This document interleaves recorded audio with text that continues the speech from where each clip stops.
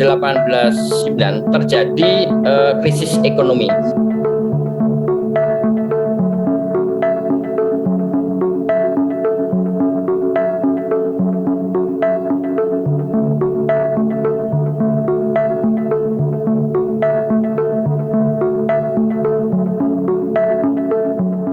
Tetapi Residen Surakarta itu mengajukan syarat. Kalau Mangkunegara 5 itu mengajukan pinjaman, pemerintah mau tidak mau akan ikut campur terhadap keuangan Mangkunegaran. Ya, akhirnya Mangkunegara kelima itu tidak mau pada awalnya dan berusaha mencari pinjaman yang lain. Mencari pinjaman ke lain yaitu melalui swasta, yaitu kepada seseorang yang namanya Huygens de Ruyter, mendapat pinjaman sebesar 400.000 gulden pada saat itu.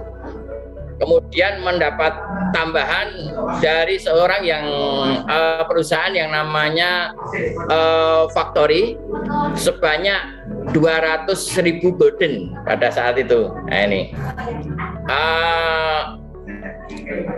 Tapi pinjaman-pinjaman ini belum dapat menutup dari anggaran pemerintah anggaran dari keuangan ekonomi Mangkunegaran ini. Ya, pada tahun 886 terpaksa Mangkunegara yang kelima itu meminjam kepada Residen Surakarta, yang pada saat itu akhirnya Residen Surakarta memberi pinjaman 200.000 gulden pada saat itu, 200.000 gulden. Ya. Kemudian dengan syarat bahwa Residen Surakarta pada saat itu ikut untuk mengawasi keuangan dari Mangkunegaran ini. Nah, mulai sejak saat itu pemerintah Hindia Belanda atau pemerintah kolonial Belanda itu membuat keputusan pada tanggal 11 Juli tahun 1887, Gubernur Jenderal Van Ries itu mengeluarkan keputusan rahasia yang menyatakan bahwa sebagai tindakan sementara urusan umum dari penerimaan dan pengeluaran Mangkunegaran secara keseluruhan akan diserahkan pada suatu komisi yang diketuai oleh Residen Surakarta. Komisi ini dinamakan dengan Komisi Keuangan yang diketuai oleh Residen Span dengan anggotanya Prangwedana atau Mangkunegara kelima, Pangeran Haryo Hadiwijaya, kemudian Pangeran Haryo Sumodiningrat, dan Raden Mas Haryo Brojoto. Sedangkan sekretaris ini dijabat oleh sekretaris pemerintah kolonial yang bernama Engelbert van Bevervoort, jadi seorang Belanda, yang berarti bahwa pemerintah kolonial Belanda itu telah ikut campur terhadap urusan Praja Mangkunegaran, meskipun dengan dalih untuk menyehatkan keuangan Praja. Hal ini terlihat bahwa jabatan utama, yaitu ketua dan sekretaris, dipegang oleh pejabat Belanda. Terkait dengan hal ini terdapat kelompok orang Mangkunegaran yang berusaha menentang kehadiran dari komisi itu, antara lain Patih Jaya Sarosa. Namun karena desakan Belanda, karena Patih Jaya Sarosa ini dianggap menghalang-halangi misi dari Belanda, kemudian menekan Mangkunegara kelima untuk memberhentikan Patih Jaya Sarosa ini. Ya, akibat tersingkirnya Patih Jaya Sarosa ini, intervensi Belanda terhadap manajemen Mangkunegaran ini semakin kuat. Keuangan diatur oleh pemerintah kolonial Belanda. Bahkan pada tanggal 3 Maret 1888 keluar instruksi dari Gubernur Jenderal kepada Residen Surakarta untuk melaksanakan keputusan komisi meskipun di luar pengetahuan Adipati Mangkunegara. dengan demikian, sejak itu kekuasaan ekonomi Mangkunegaran sepenuhnya berada di tangan residen. Nah ini. Nah untuk melaksanakan pekerjaan sehari-hari dalam mengurus keuangan ini diangkat dalam hal masalah mengurus perusahaan-perusahaan, terutama pabrik gula Tasikmadu, pabrik gula Colomadu, diangkat seorang superintenden dari bangsa Belanda yang bertanggung jawab kepada residen. Jadi seorang manajer, istilah sekarang adalah manajer yang diangkat dari orang Belanda, namun bertanggung jawab kepada residen. Ini pada pertama kalinya adalah diangkat seorang Belanda yang bernama Rosimir itu untuk mengelola perusahaan Mangkunegaran. Pada saat perusahaan itu mengalami stagnan. Nah, kemudian berikutnya setelah kondisi-kondisi keenam itu diangkat dinobatkan sebagai dinobatkan sebagai Mangkunegara yang keenam, ya, dinobatkan sebagai Mangkunegara keenam. Nah, pada saat dinobatkan sebagai Mangkunegara yang keenam inilah kemudian beliau melakukan reformasi, ya, melakukan reformasi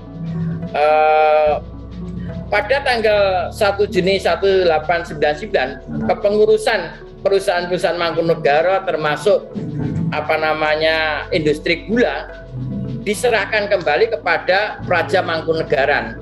Jadi ini adalah upaya dari Mangkunegara yang keenam untuk mengambil alih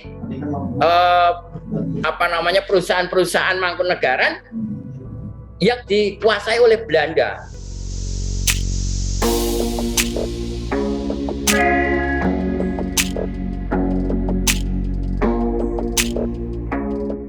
Nah, ini secara teoritis memang penyerahan ini mempunyai konsekuensi wewenang otonom dalam bidang keuangan praja oleh pemerintahan Praja Mangkunegaran. Demikian pula dengan perusahaan-perusahaan Mangkunegaran ini pengelolaannya kembali di bawah komando pimpinan Praja Mangkunegaran yang pada saat itu dipegang oleh Mangkunegara yang keenam.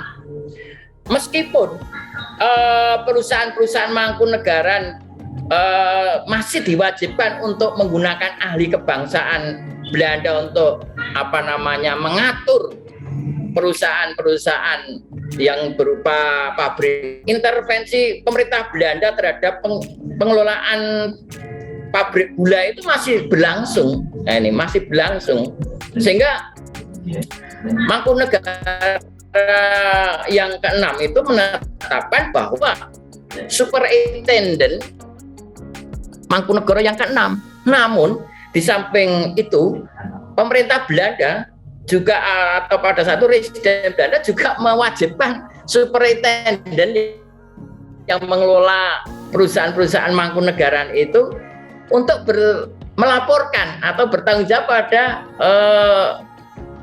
pemerintah kolonial Belanda pada saat itu, sehingga pada saat itu